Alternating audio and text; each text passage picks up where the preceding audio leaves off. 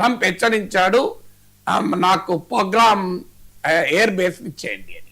ఇది ఆఫ్ఘనిస్తాన్లో ఉన్న ప్రపంచంలోనే అతిపెద్ద ఎయిర్ బేస్లో ఒకటి.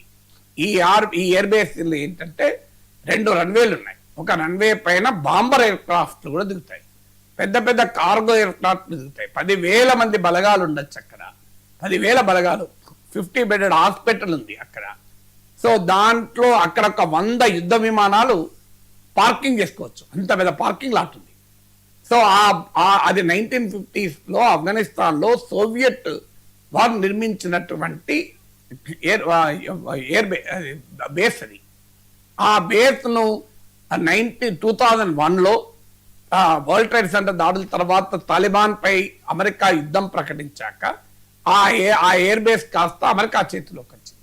2001 తర్వాత 2021లో అమెరికా ఆఫ్ఘనిస్తాన్ ఖాళీ చేసి తాలిబాన్ కప్పని వెళ్ళిపోయేటప్పుడు ఆ ఎయిర్ బేస్ కూడా ఖాళీ చేశారు.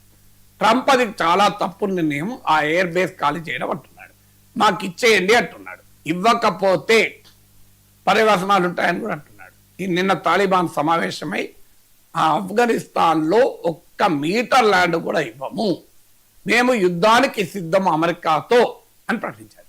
ప్రకటించడమే కాకుండా పాకిస్తాన్ కూడా హెచ్చరించారు, మీరు గనక ఈసారి అమెరికాకు సైనిక పరంగానైనా ఇంటెలిజెన్స్